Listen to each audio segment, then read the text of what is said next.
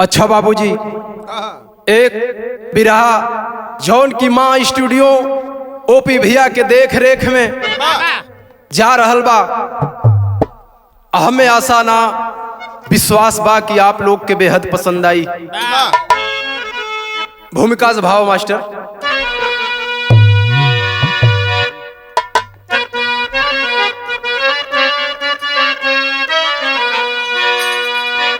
अरे व्यथा से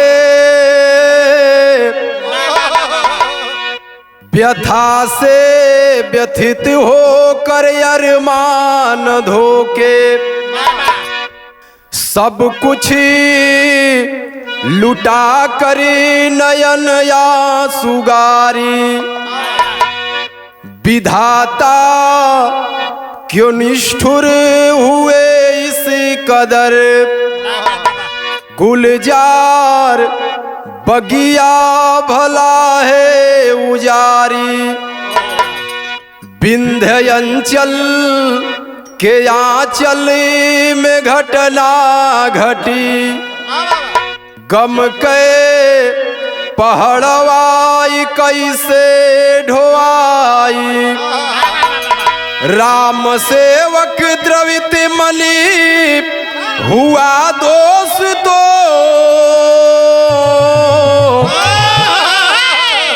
घटना निरख यस्क जल छल छलाए।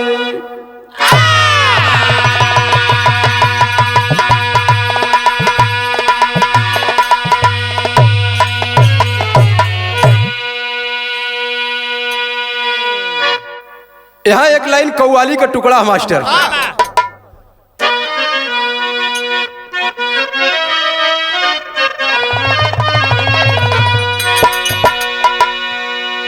कि मेरे खून दिल की मेहंदी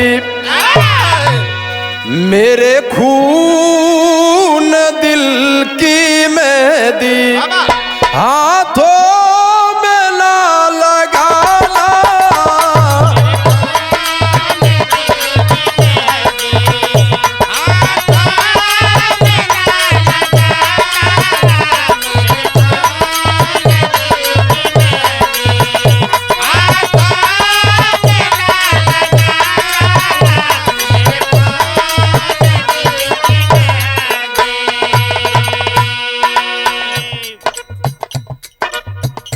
मेरे खून दिल की मेहंदी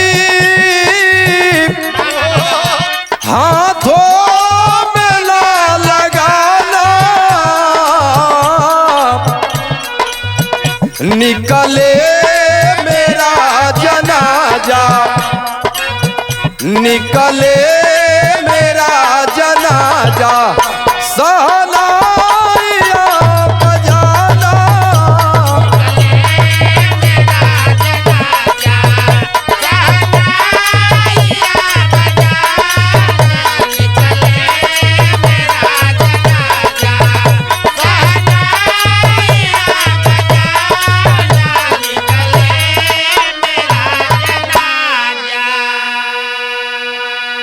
लेकिन भाव लिखल गेल कैसे मास्टर।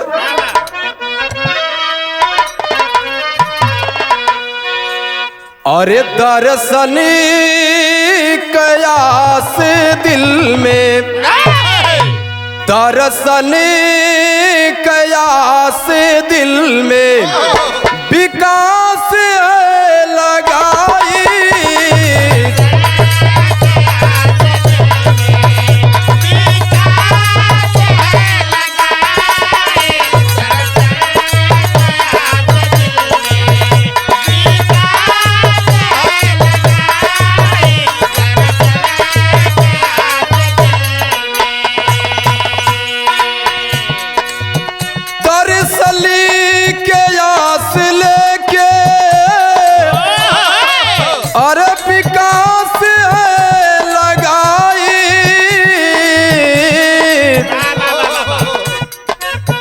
केहू के भला क्या मालूम केहू के भला क्या मालूम अनहोनी है घर आई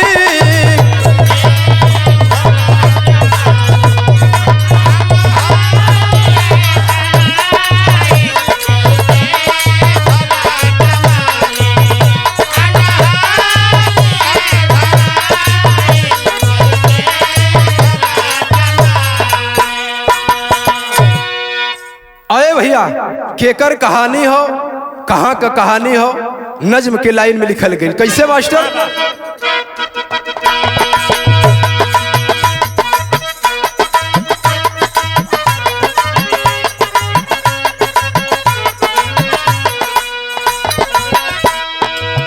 गमों के आँच पर आंसू उबाल कर देखो, गमों के आँच पर आंसू उबाल कर देखो, बनेगा कोई रंग किसी पर डाल कर देखो।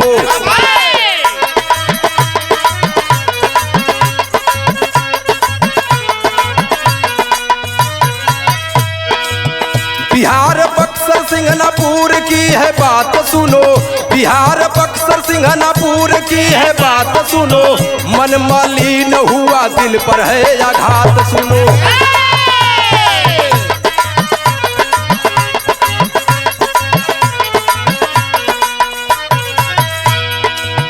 विकास गुड़िया संग जीवन बिताते थे, विकास गुड़िया संग जीवन बिताते थे, पुत्र शौर्य सत्यम को जिगर लगाते थे।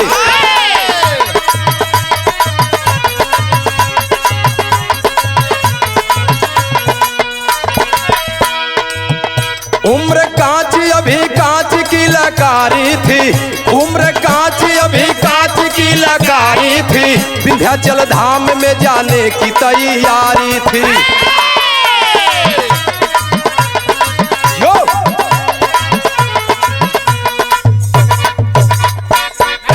तनी बात समझला। बिहार बक्सर में सिंघनापुर गांव, जेवना गांव के रहे वाला विकास और उनकर पत्नी गुड़िया, दुई ठे बेटवा हुन शौर्य और सत्यम, और एगो बिटिया जौने का नामकरण नहीं भयल है। एक दिन उनकर पत्नी कहलिन कि हमरे दुई गो बेटवा हो गईलन, एगो बिटिया हो गई, माई का दर्शन हम लोग नहीं कैली, कहे न हम लोग चल के विंध्याचल माई के दर्शन कैल जाए। गुड़िया अपने पति विकास से कहथिन कैसे?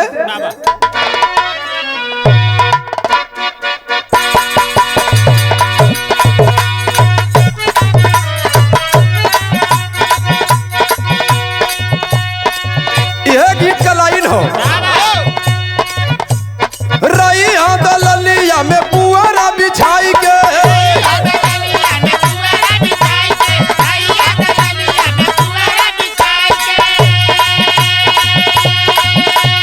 आई बा जरूर गोरी छुप के छुपाई के,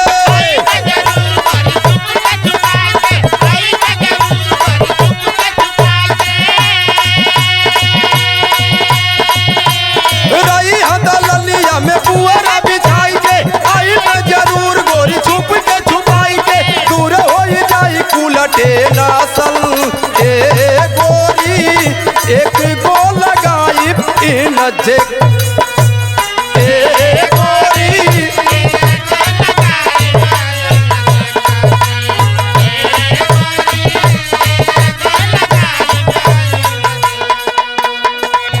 भाव लगल कहत हैं कैसे? गुड़िया कहेली विकास के समानवा,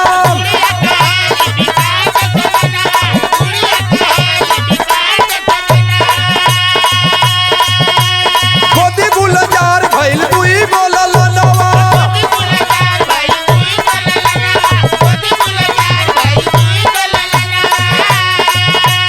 गुड़िया कहेली विकास के समानवा, गोदी गुलजार भइल दुई गो ललनवा, विंध्याचल चलता सजानवा, ए राजा हितनाथ करी है दर्शनवा, ए राजा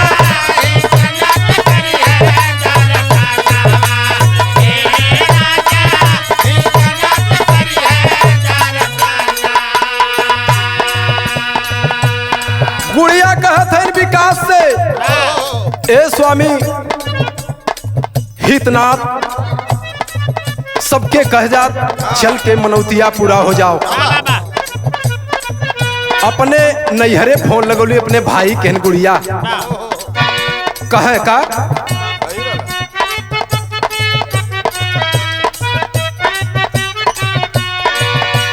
झारखंड से भैया भौजी दिहाली खबारी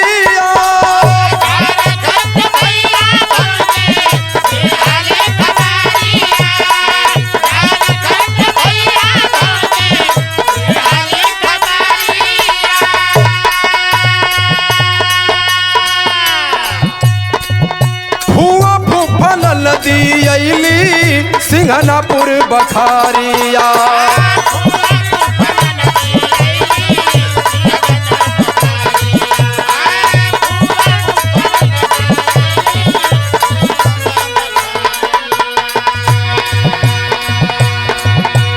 दर्शन करे खातिर भइल तैयारी,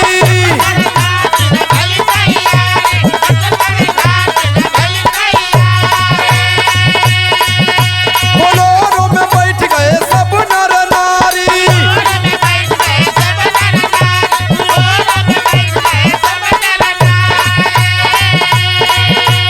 दर्शन करे खातिर भइल तैयारी, बोलोरो में बैठ गए सब नर नारी। हितनाथ गावे देवी गानावा, ए राजा विंध्याचल चलता सजनवा।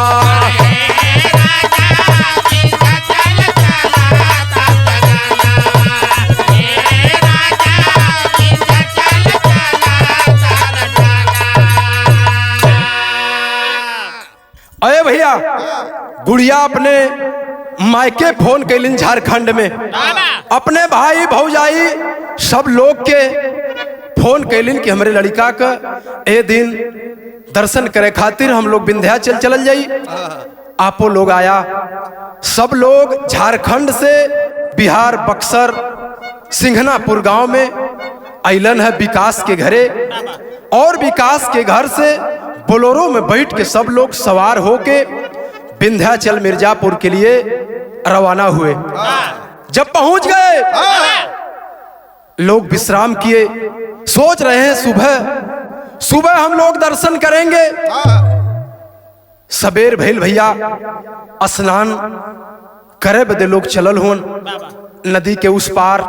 अजब पहुंचल हो मास्टर, तय एक लाइन गीत हो।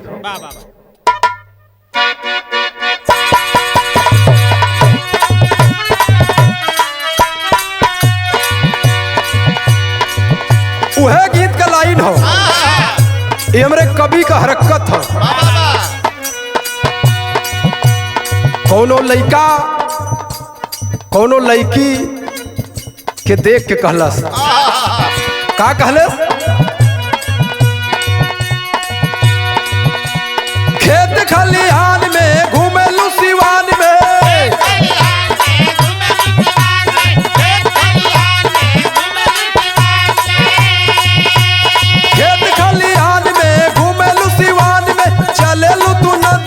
पानिया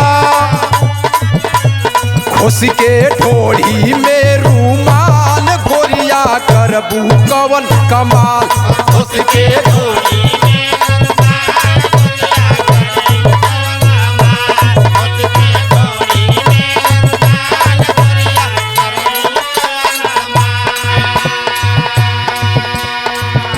चल दिए लोग। तब विंध्याचल धाम में सब भइले विश्राम में,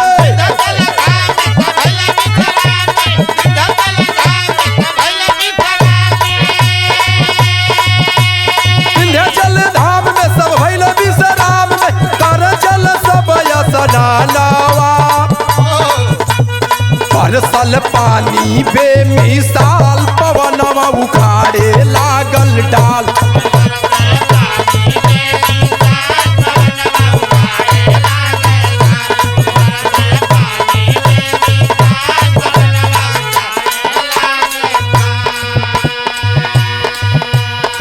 जब लोग चलल हुआ स्नान करे खातिर, बड़ी तेज से आंधी और पानी दोनों आवल, दोनों आयल। नाव पर सवार हुए लोग, और विकास सोचत उनका,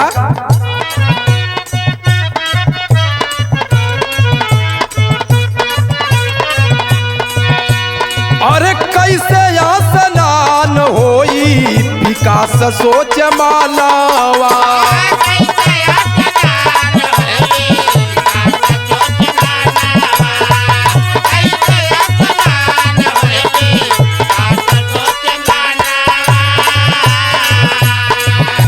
नाव पर सवार होके चलते ही छानावा,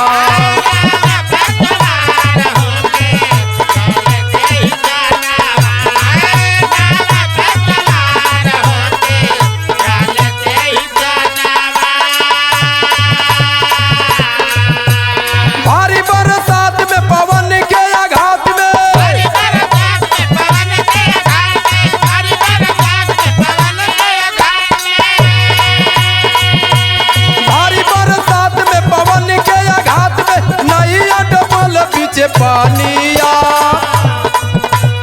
बादल बन के परसल काल जीवन हो गईले बेहाल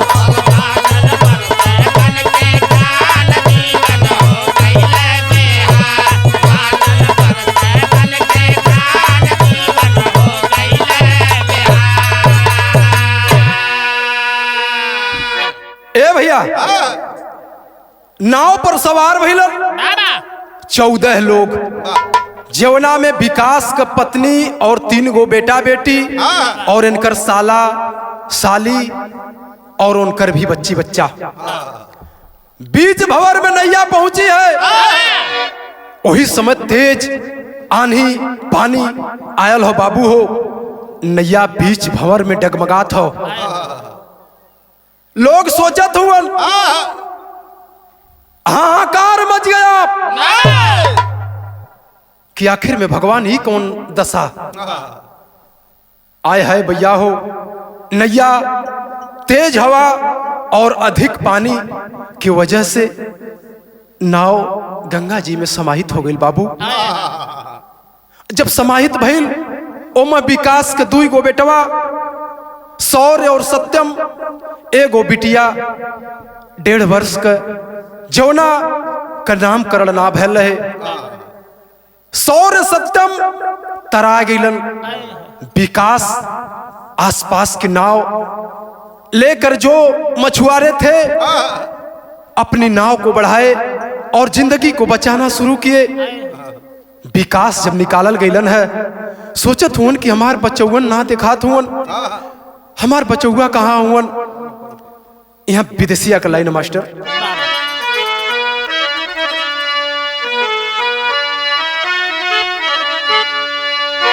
कि दिलावा कयरे मान दिलावा में रही गईले अब विकास गुड़िया लाले अलगे आवे ना जायनवा ए हो विधाता कैसे बचे हैं जीवनिया हो अगोदिया कदूर भइले अला रे सुगनवा। अरे बाबू दिल का अरमान दिल में रह गल। घर से चलल हुन कि हमने चलत ही माई का दर्शन करे। बचवन कमरे मूड़न हुई संगी साथी हितनाथ सब लोग चलल हो लेकिन नैया तर आए गई त गोता खोराई सब अजलिया बिछाई दिहल अलग अलग खो जाए सब रूठल विधनवा आ कुछ लोग निकाल गईले आ कुछ लोग रही गईले अच्छा नईले विकास सुना भैले जग जहनवा। ए बाबू गोताखोर अइलन जाल पड़ल लाश निकालल जात हो। गुड़िया के जब विकास की पत्नी का लाश दिखाइल हो निकाल के रख गई। विकास बेहोश हुन सब हाहाकार मचल हो लेकिन बिरहा के शैली में लिखल गई मास्टर कैसे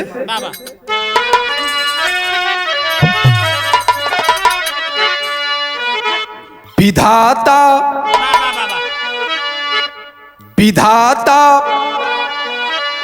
एक कैला तो है अरे विधाता एक कैला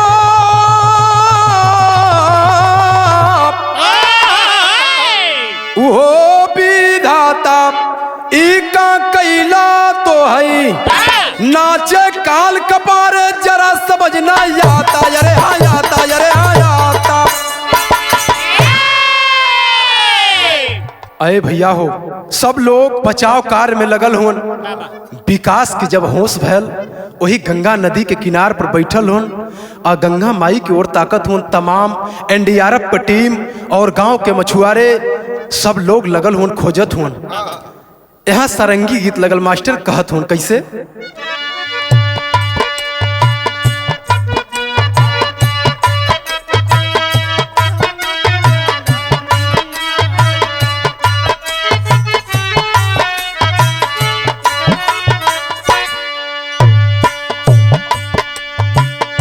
अब कुछ लूटी गईले छवल से अन्हारिया हो, छवल से अन्हारिया हो, भइले विकास तबला चारे जी। सब कुछ लूट गल। विकास सोचत हुन कि अब हम का करब। तब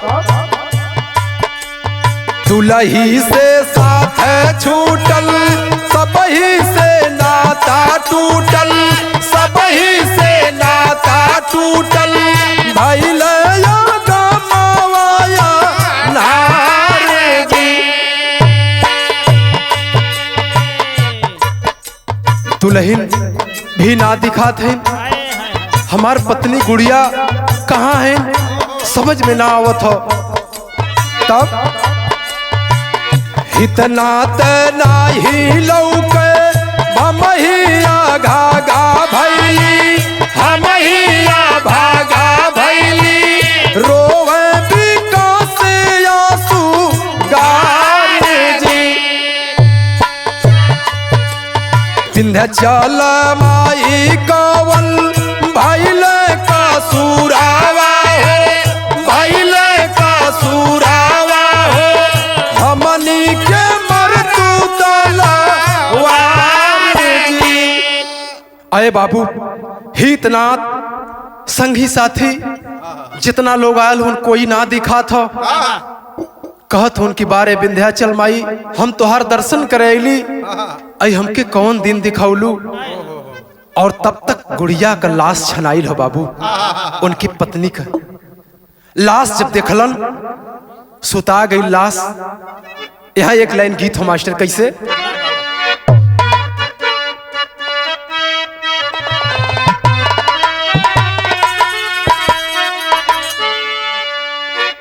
वह गीत का लाइन हो कि झिलमिल सितारों का, झिलमिल सितारों का आंगन होगा, रिम झिम बरसता सावन होगा।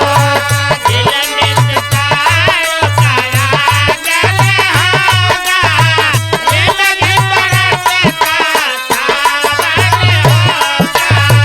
झिलमिल सितारों का आंगन होगा, रिम झिम बरसता सावन होगा।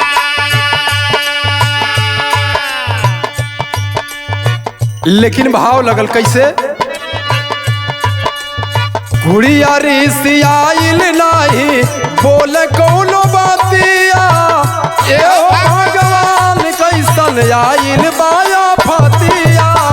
गुड़िया रिसियाइल नहीं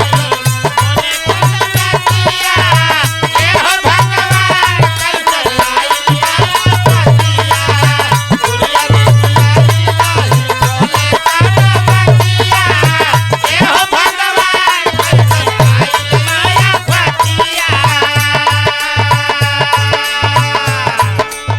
गुड़िया सुतल है, मृत हालत में पड़ल है।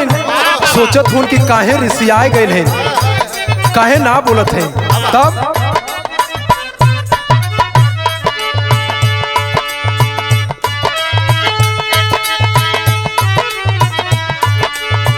तब तक सौर सप्तम देखे गए लासिया, आगम अन्हार जियत देहला तू फसिया।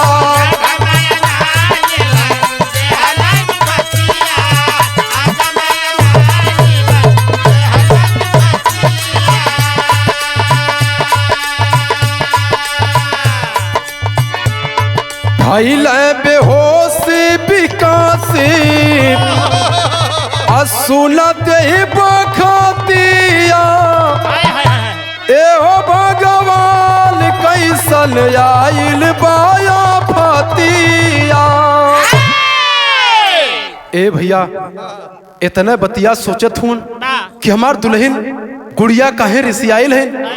तब तक बचौवन का लसिया निकलल हो भैया। जब बचवन का लाश विकास दिखलन छाती पीटे लगलन, कलन की बारे गंगा माई ई कौन दिन दिखौलू, हमार दुई गो लाल तुनहुन के छीन ले लू माई, कम से कम हमारे एक ठे देदा माई, एक ठे हमार देदा। रोत हुन और कहत हुन कैसे मास्टर, यहाँ एक लाइन गीत बा।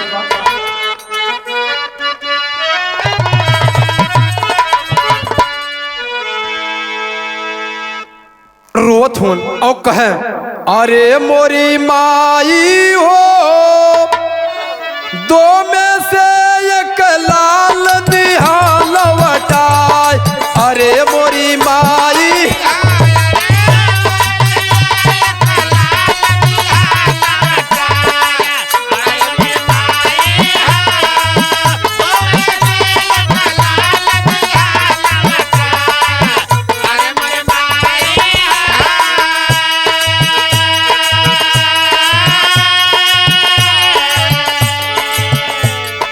आई बुढ़ाई जब मोरे स्वामी दे के दाना पानी, कुड़िया के तो हमसे छीन लियालू, कैलू भारी लदाल की, अरे मोरी माई हो,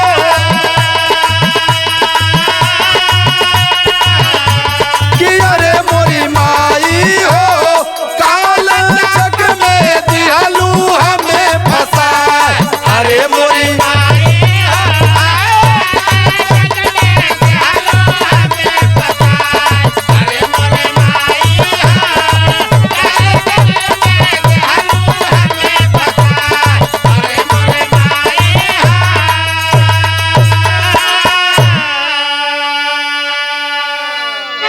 ए भैया माई से कहत हुन कि माई एगो हमार लाल वापस कर दा, एगो हमरे बुढ़ाई का सहारा हो जाई माई।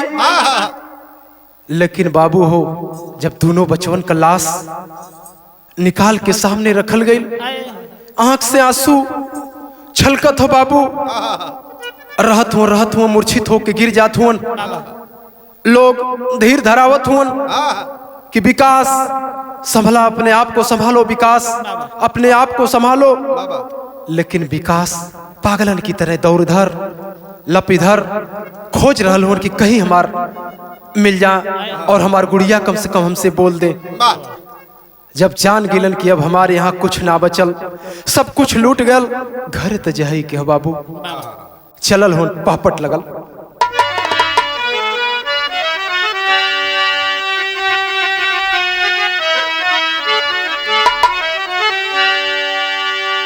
कि अरे मन गिरा के चले विकास दे ही छालावा मनवा व्याकुल बा, अरे मन गिरा के चले विकास दे ही छालावा मनवा बाउर बा, कैसे जइबे अपने हम भावनवा मनवा बाउर बा।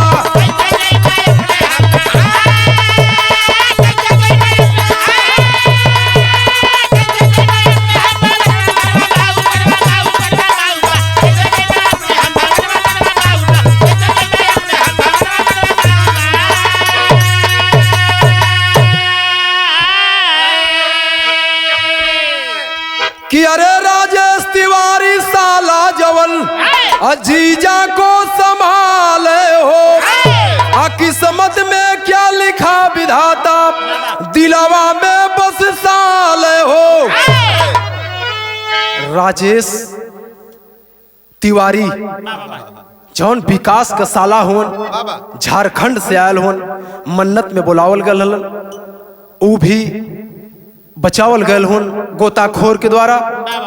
हालत ठीक हो, अपने जीजा विकास के समझावत हुन, बुझावत हुन, तब कि अरे मन मलिन आवे ना चयनवा मनवा व्याकुल बा, कि अरे मन मलिन आवे ना चयनवा मनवा बाउर बा, आई का कैला तो कृपा निधनवा मनवा बाउर बा।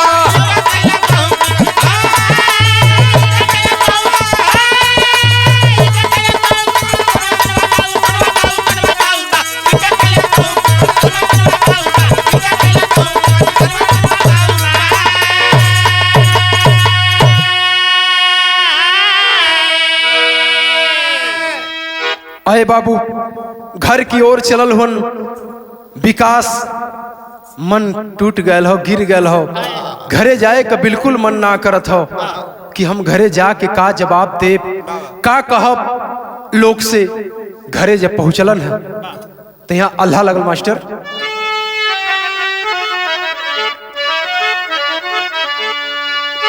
कि पहुंचे भवानीवा में आ झूठल गौआ जवरावा आ सबही के अखिया से बहया सुधार।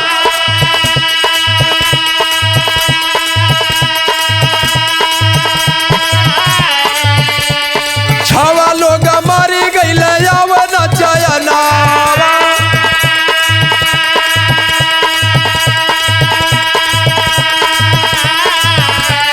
दीपक अलका रीतिका हो गई लीलाचार।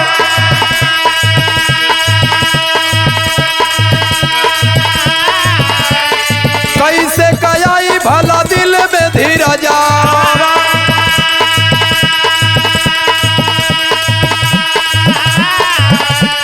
कैसे कयाई भला दिल में धीरजा।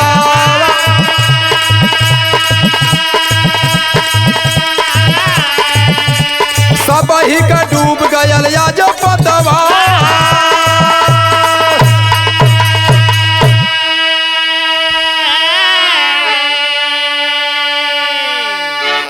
अय बाबू जब घरे पहुंचलन, गांव घर हितनाथ संगी साथी लोग जुटल हुन। सबके आंख में आंसू कि बारे विकास, पूरी दुनिया उजड़ गई, कैसे जिंदगी जिएगा।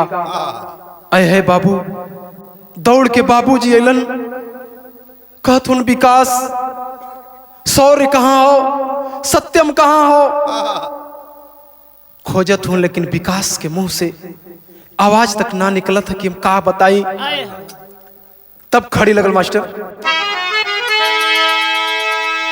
पुलिस प्रशासन गम में बरसे गमक बदरी। आई का कैला तू विधाता सबके जाल या खारी।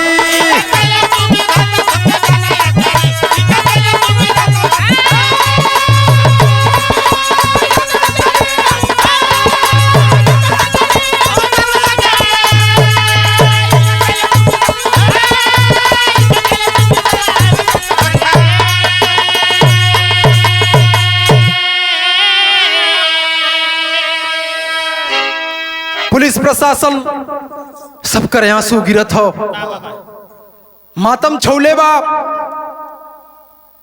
कि बारे भगवान ई का कैला। तब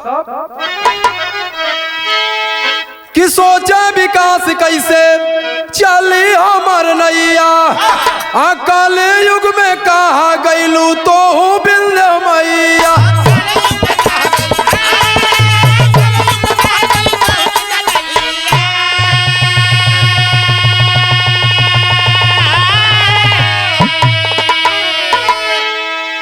लाल का सूरतिया ना दिल से बिसारी। आई का कैला तू विधाता सबके जाल या खाई।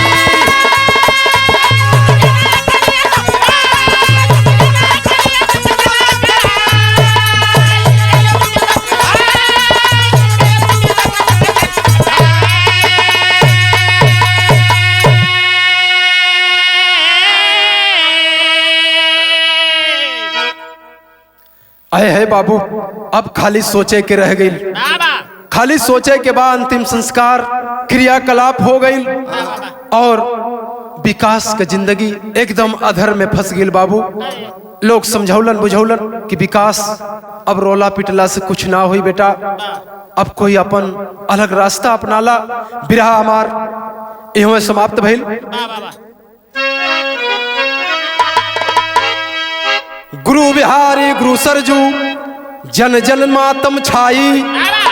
राम सेवक कवि मोती हंस राज दुख दाई। विधाताई का कैला तो है गाँव विनोद यादव का